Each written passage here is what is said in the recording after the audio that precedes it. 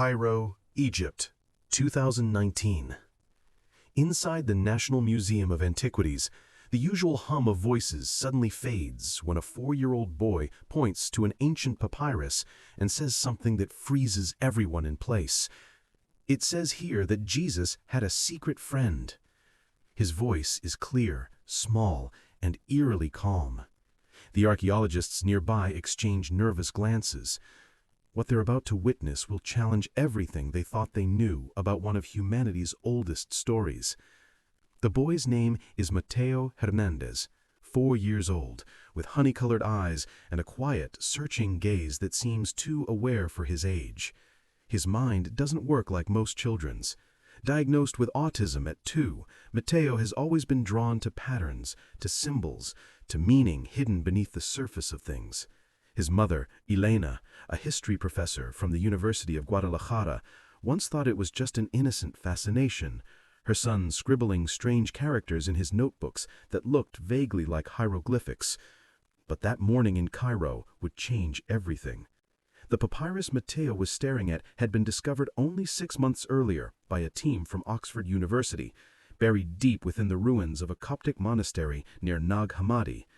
Dated around the year 380 AD, it remained untranslated because of its strange mixture of Aramaic, Coptic, and unknown symbols. It had only been on display for 2 weeks when Mateo stepped into the ancient manuscripts room. Elena remembers that moment with painful clarity.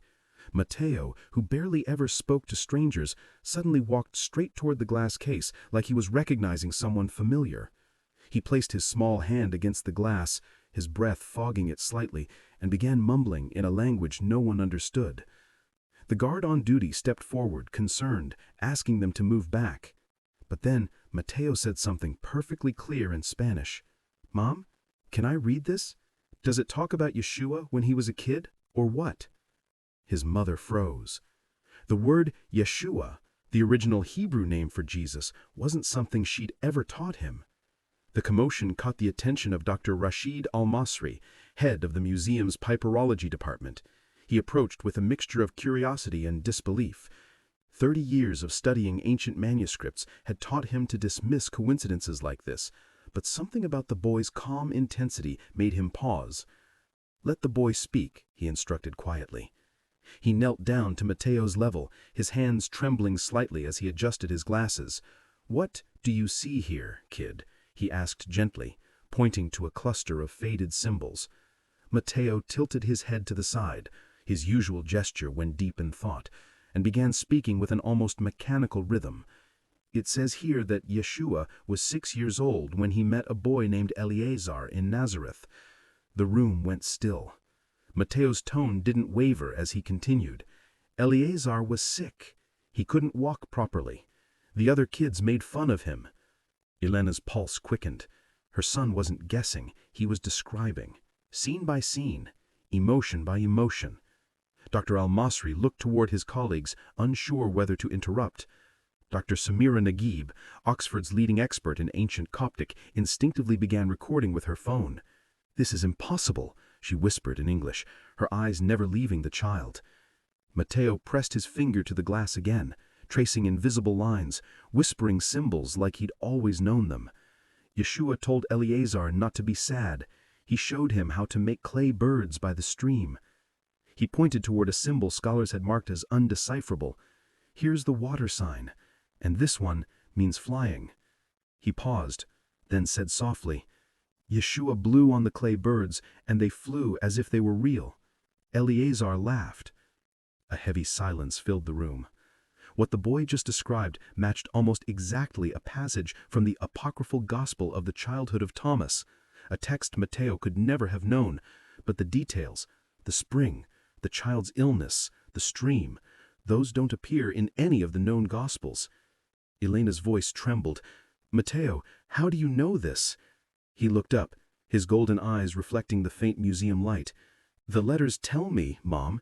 I can hear them talking. I always have." Dr. Naguib rushes forward, clutching her tablet, her eyes wide with disbelief. On the screen are high-resolution images of the papyrus. "Mateo," she says carefully, pointing to a strange symbol in the upper corner that has puzzled linguists for months. Can you tell us what this means? The boy leans in, studying it for only a second before answering in his quiet, matter-of-fact tone. That's the symbol for a witness, he says. It means someone saw what happened and wrote it down so it would never be forgotten. His answer leaves the entire room frozen. For a moment, nobody speaks. Then Dr. El-Masri breaks the silence. He knows this goes against every museum protocol he's sworn to follow, but his instinct tells him something extraordinary is happening. Urgently, bring the papyrus to the research room, he orders. If this boy can read what experts couldn't decipher in 6 months, we document everything. A curator protests, citing security regulations, but Elena, her hands trembling, signs the authorization forms. 20 minutes later, under the glow of carefully filtered lights that protect fragile materials, Mateo sits before the ancient papyrus. It's larger than expected, about 42 centimeters long, 28 wide, edges uneven, ink faded in some areas, yet unnervingly fresh in others, as if part of it had been written only yesterday. He reaches out instinctively, but Dr. Naguib gently stops him. "You can't touch it, sweetheart," she says softly, "but you can look as long as you need." Mateo nods, his small body leaning forward, his eyes moving left to right rapidly, scanning line after line with mechanical focus. For 3 minutes the room is silent, only the faint hum of the cameras recording every second. Then he begins to speak. This was written by a man named Tobias. He was Eleazar's older brother, the boy who couldn't walk. Tobias was 16 when he met Yeshua. He points to a cluster of symbols in the corner that no one had identified before. Here's his name. The experts exchange stunned glances. Mateo continues, voice unwavering. Tobias wrote this 53 years after Yeshua died. He hid it because he was afraid they'd kill him for telling the truth. Dr. Al-Masri's pen scratches across his notebook. What truth, Mateo? What was Tobias afraid to reveal? The boy blinks slowly. Tobias saw things no one else did, things Yeshua did when he thought he was alone. Tobias followed him secretly, trying to understand how he healed his brother. The tension in the room thickens. Dr. Naguib squints at the document, comparing the symbols with known linguistic references. Her breath catches. "My God," she whispers in Arabic, "this sequence, this could mean to follow or to watch." She points, trembling. "And here, this looks like a proper name." She turns to Dr. Al-Masri. "He's reading symbols we've always marked as decorative or damaged. How is that possible?" Mateo doesn't look up as he answers. "Tobias wrote that Yeshua told him a secret," he says softly. "He told him where to find something important, and it's still there, waiting." The next 4 hours pass in utter disbelief. Slow, Mateo translates the papyrus section by section, while 12 experts verify every word against linguistic databases. The results are staggering.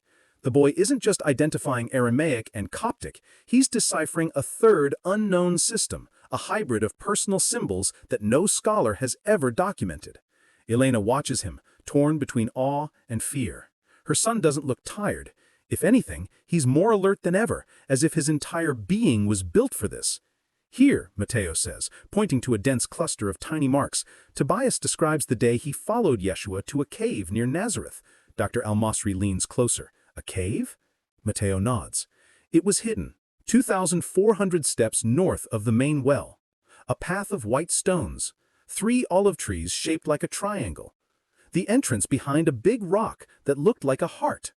The room fills with gasps. Urgently, Dr. Naguib flips open his laptop, frantically searching old maps of ancient Nazareth. "This is incredibly specific," he mutters. "If this is real, we're looking at a site that's never been excavated." Dr. Al-Masri's voice drops. "And what did Tobias see inside that cave?"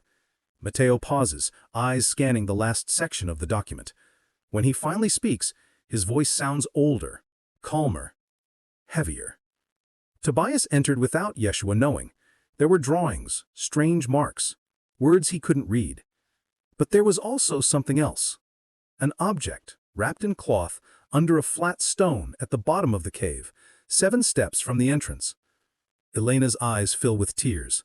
Her little boy has just described an archaeological site in perfect detail. But then, Mateo points to the last faint line of the papyrus. Tobias left a warning. He said only those who can read his words without learning them will be worthy to find what Yeshua hid. He looks up slowly, meeting Dr. Al-Masri's gaze. "I think Tobias was writing this for me." By the next morning, the story explodes across the world. Urgently, the Mexican boy who decoded a forgotten gospel becomes an international headline. CNN, BBC, Al Jazeera. Every network wants to meet the child who read what no human mind could, except his. The Hernandez family's quiet hotel in Cairo has turned into a war zone of flashing cameras and relentless reporters. News vans line the street, drones hover above the courtyard. Journalists shout questions in half a dozen languages, desperate for a glimpse of the 4-year-old boy who read a lost gospel. Elena closes the curtains and silences her phone after the 237th call. Her voice trembles as she kneels beside her son. "We're going to find that cave, my love," she whispers, pressing her forehead against his. "We're going to finish what Tobias started." Her husband, Roberto, has just flown in from Mexico, barely 12 hours after hearing the impossible story. A civil engineer by trade, a man of logic, he's now standing in the middle of something he can't rationalize. He looks at his wife with a mix of awe and fear. "Elena, are you sure about this? We don't know what's out there or what it means for him." But Elena's eyes burn with conviction. For years, she's watched people underestimate Mateo, teachers, doctors, strangers, all labeling him different. Now, for the first time, that difference feels sacred. "Our son was chosen for this," she says softly. "I don't know how or why, but I can't ignore it anymore." That same night, Dr. Rashid Al-Masri calls with urgent news. An emergency archaeological expedition is being organized in collaboration with the Hebrew University of Jerusalem and the Israel Antiquities Authority. A team of 15 experts will head to Nazareth within 48 hours to search for the cave described in the papyrus. Dr. Najib insists Mateo must join. "Without the boy, we'll never align the coordinates accurately," he says over the crackling line. He's the key. 3 days later, under the blazing Nazareth sun, the convoy of jeeps arrives. The horizon shimmers with heat, dust rising from the rocky hills. The modern city hums beyond them, built over the ruins of the village where, according to Scripture, Yeshua once lived. The team begins at the Church of the Annunciation, then carefully measures 2,400 steps north, following the directions from the ancient papyrus. Mateo walks hand in hand with his mother, wearing a faded blue cap to block the sun. His little boots crunch over the dirt, leaving a trail of dust. Despite the chaos of reporters left behind in Cairo, he seems completely calm, focused on something no one else can see. When they reach a barren stretch of land dotted with rocks and dry shrubs, the adults hesitate. There's nothing remarkable here, but Mateo lets go of Elena's hand and points eastward. "The trees," he murmurs. Everyone turns. In the distance, 3 ancient olive trees rise from the cracked earth, gnarled, twisted by centuries, forming a near-perfect triangle. Dr. Al-Masri's breath catches in his throat. "Dear God," he mutters, "the papyrus was right." The group scrambles toward the trees, following the small boy who seems guided by something unseen. And there it is, half buried in sand and roots, a massive heart-shaped rock, just as Tobias described 16 centuries earlier. It takes them 3 hours, ropes, pulleys, and raw determination to shift it. The rock weighs nearly 800 kilograms. When it finally rolls aside, a dark opening yawns before them. The air that escapes is icy and smells like damp stone and centuries of silence. Dr. Al-Masri switches on a high-powered flashlight and peers inside. The beam glides across limestone walls, smooth, pale, and covered in countless carvings, symbols, spirals, markings that shimmer faintly as the light moves. Dr. Najib's voice trembles. "This can't be possible. These carvings, they're as old as the papyrus, maybe even older."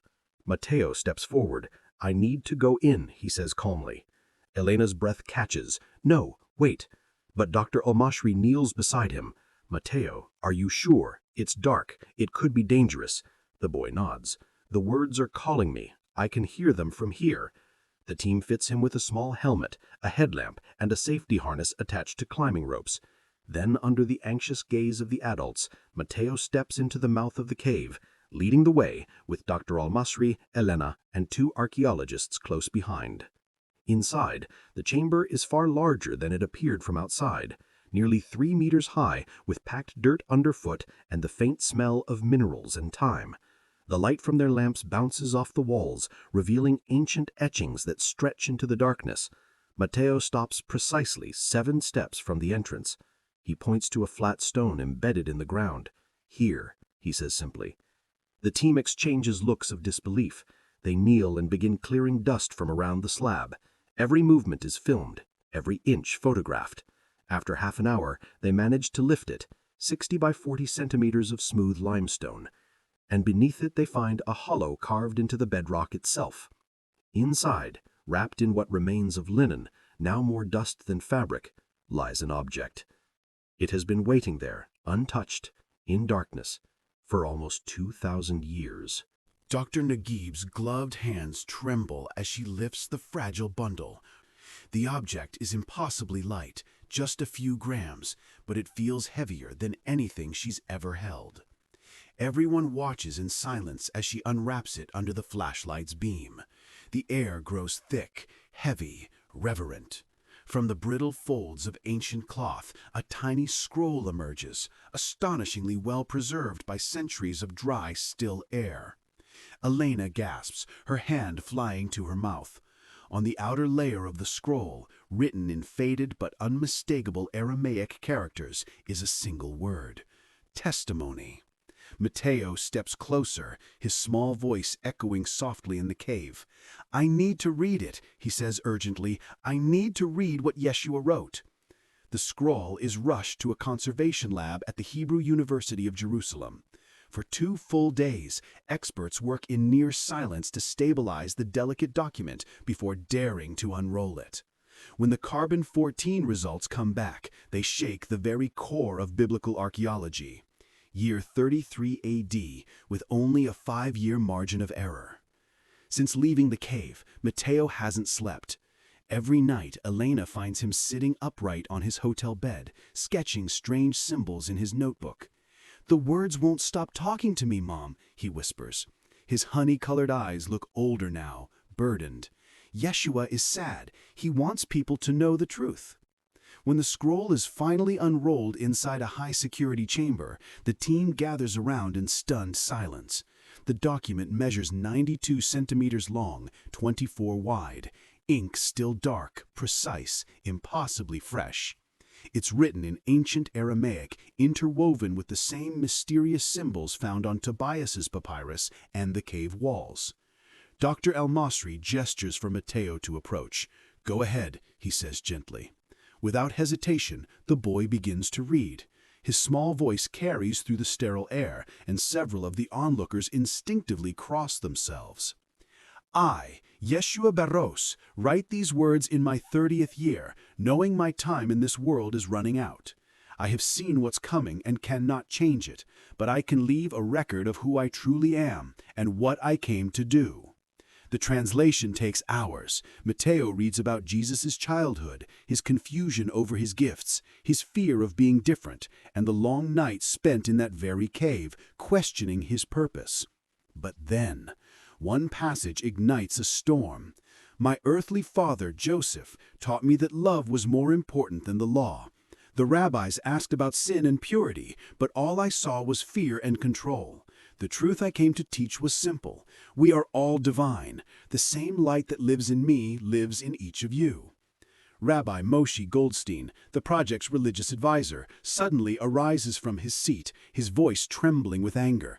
"This is heresy. If this document is real, it undermines 2,000 years of Christian and Jewish doctrine." But Dr. Naguib steadies herself, eyes fixed on the text. "Or, perhaps," she says, "it's revealing what doctrine has hidden for 2,000 years. The evidence is undeniable. This scroll is real, and it was written at the right time." Mateo keeps reading, unaware of the chaos around him. The words describe teachings left out of the official Gospels, ideas about God's nature that sound closer to Eastern mysticism than Western faith. Then, his small voice catches on a line that changes everything. "3 hidden testimonies," he reads slowly, "meant for future generations to find when they are ready. The first is here in this cave, where I learned to pray. The second lies beneath the waters where I once walked. The third is at the place where I will take my final breath." A stunned silence fills the room. If true, there are 2 more testimonies written by Jesus himself. Within hours, the world erupts. Religious organizations demand the scroll be declared a fraud. The Vatican issues a statement. Muslim and Jewish leaders voice deep concern. But Dr. El-Masri refuses to bend. Historical truth cannot be buried, he declares at a tense press conference broadcast live across 52 countries. Not because it challenges faith, but because it completes it. In the days that follow, Matteo pores over the scroll, tracing its symbols with his finger. "Under the waters where I once walked," he repeats softly. Elena, now consumed by research, cross-references ancient maps and biblical records. Her screen flickers with a realization. The Sea of Galilee, also known as Lake Tiberias, where Jesus is said to have walked on water. But Roberto shakes his head, trying to stay grounded. "That sea covers 166 square kilometers," he reminds them. "How could we possibly find something specific down there?" Matteo doesn't answer. He simply points to a small section of the scroll where faint ink outlines the shape of a coastline. A crude map, the eastern shore of the Sea of Galilee, and an X, drawn exactly where the modern city of Kursi now stands. 3 days later, the team boards a van heading north through the sunburnt roads of Israel. The next revelation, it seems, lies beneath the water. The next phase of the expedition begins at the shimmering waters of the Sea of Galilee. A team of professional divers, specialists in underwater archaeology, joins the mission. The freshwater lake is beautiful, but deceptive. Its calm surface hides swirling sediment that turns visibility to fog just a few meters down. Based on the coordinates Matteo deciphered from the scroll, the second testimony should be resting about 200 meters from shore, beneath 25 meters of water. The first dive comes back empty. So do the second and third. Days turn into a week of disappointment. By the 6th day, exhaustion and doubt start to creep in. The experts begin to whisper about coincidence, about chance, but not Matteo. Every morning, he sits at the lake's edge, his tiny feet dipping into the water, staring at the ripples as though he's listening to them speak. Elena watches from a distance, heart heavy with fear. She can't shake the question haunting her. Have I pushed my son too far? Then, on the 7th afternoon, everything changes. Matteo is by the shore as usual when something, no one knows what, pulls him to his feet. Without a word, he starts walking into the water. "Matteo, no!" Elena cries, sprinting after him. But he doesn't stop. He keeps walking until the water rises past his waist, then his chest. The air crackles with tension as everyone freezes. And then Matteo stops. He points straight down into the water. "Here," he says softly, his calm voice slicing through the chaos. "It's right here." Divers rush to mark the coordinates. Within minutes, one of them descends with sonar gear. A burst of static crackles through the radio, then a stunned voice. "There's something here. It's an artificial structure. Looks like a sealed stone container buried under sediment." The discovery defies reason. Pulling it out takes nearly 48 hours of painstaking work. When they finally raise it to the surface, everyone stares in disbelief. A black basalt box carved from volcanic rock native to the region, 35 centimeters long, 20 wide, 15 deep. The seal, a mixture of resin and beeswax, has held firm for nearly 2 millennia. Under protective lights, they can see faint inscriptions etched into the lid, the same cryptic symbols Matteo has been decoding since Cairo. The boy, his hair still dripping from the lake, steps forward and reads aloud. "For anyone who listens to the quiet words, here lies the second testimony of Yeshua Bar Yosef, left exactly where I proved that faith can overcome the impossible." Elena clutches her son, tears streaking her cheeks. The truth feels too enormous to hold. Her 4-year-old has just confirmed that this box was placed there by Jesus himself. The container is taken to the Jerusalem lab for opening under strict security. When the seal is finally broken, a faint fragrance escapes. Myrrh and ancient spices, the same ingredients once used to preserve sacred relics. Inside lies another scroll, wrapped in purple-dyed silk, a luxury reserved for the wealthiest of ancient times. And beside it, something small, wooden, and impossibly delicate. A bird, carved by hand. Dr. El-Masri leans in, barely breathing. "It's just like the clay birds from the first testimony," he whispers. Matteo reaches out and lifts it carefully. The wood is darkened with age, fragile as dust. The moment his fingers touch it, his body stiffens. His eyes flutter shut. "I can see it," he whispers, his voice distant and trembling. "I see Yeshua carving this bird. He's sitting by the sea. It's night. He's crying. He knows what's coming, but he accepts it." Elena moves to grab him, but Dr. Al-Masri raises a hand. "Wait," he says softly. "Something is happening." For 3 long minutes, Matteo stands motionless, eyes closed, holding the wooden bird like it's alive. When he finally opens his eyes, tears stream down his face. "He knew I would come," the boy says quietly. "He wrote these testimonies for someone like me, someone who could read without being taught, someone whose mind works differently. He said only a person like that could understand the full truth without twisting it." The second scroll turns out to be even more extraordinary than the first. It speaks of compassion, forgiveness, and the nature of human suffering. Lessons that echo Buddhist philosophy, suggesting that Jesus may have learned from Eastern teachings during the lost years of his life. But it's the final passage that sends chills through the room. "For the third and final testimony is where everything will end for me, beneath the rock, where I will spill my blood for the last time. There, I left the most important words, those that will change everything humanity believes about death, suffering, and the true purpose of my sacrifice. Only those who have found the first 2 will be worthy to find the third." Matteo looks up at his mother, eyes shining with quiet certainty. "We have to go to Jerusalem, Mom. We have to go to Golgotha." When the team arrives in Jerusalem, they are met with chaos. Protesters flood the streets, thousands gathering outside the Church of the Holy Sepulchre, some crying out that Matteo is a divine messenger, others condemning him as a heretic. The Israel Gallic police set up barriers as the archaeological team, now flanked by special forces, make their way into the sacred site. Inside, the air is cool and ancient. Stone walls echo with centuries of prayer. Matteo walks straight toward the Rock of Golgotha, the place where Jesus was crucified, his small figure dwarfed by the enormity of faith itself. And without a single word, he reaches out his hand toward the stone where the final secret waits. The church was still, heavy with the scent of incense and centuries of belief. Golden altars gleamed faintly beneath the candlelight as Matteo knelt before the ancient rock. His small hand rested on its rough surface. "It's here," he whispered, "right under this exact stone." The room went silent. Those few words ignited a storm that reached far beyond the walls of the Church of the Holy Sepulchre. Digging beneath Christianity's holiest site was unthinkable. Within hours, the discovery had triggered a diplomatic crisis, one involving priests, politicians, and entire nations. For 3 days, negotiations dragged on. And then finally, permission came, strictly limited. No digging, only non-invasive scans. When the ground-penetrating radar results came in, even the most skeptical experts couldn't speak. Beneath Golgotha, 3.5 meters down, lay something no map or architectural record had ever shown, an artificial chamber sealed away from history.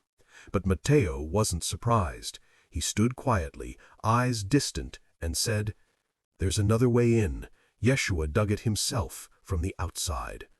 The team followed him through the maze of ancient walls until he stopped before a section hidden beneath layers of stone and repair. Hours later, dust rose as tools scraped through centuries of concealment, and there it was, a narrow, sealed tunnel. Elena's heart clenched when she saw it. Roberto argued that it was too dangerous, but she shook her head, her voice steady through the fear. "Only Matteo can go," she said softly. "This is what he came for." They fitted the boy with a small camera on his helmet. The urgency watched in silence as he disappeared into the tunnel, his flashlight cutting through the dark. The feed flickered, stone, dust, narrow walls, then opened into a small chamber carved from the living rock. In the center stood a simple stone altar. Upon it rested a cedar chest, miraculously preserved. Matteo approached it, his breathing calm. He opened the lid. Inside lay a final scroll and a small glass vial filled with dark liquid. Later tests would confirm it. Human blood, 2,000 years old. The boy's voice echoed through the speakers, soft yet clear, reading the words written on that ancient parchment. To whoever reads this, I did not come to build religions or divide the world into saved and condemned. I came to remind you that you are all children of the divine. The kingdom of God is not in temples or in heaven. It lives inside every human heart. I leave my blood here not as a sacrifice for sins, but as proof that even in the greatest pain, I chose love.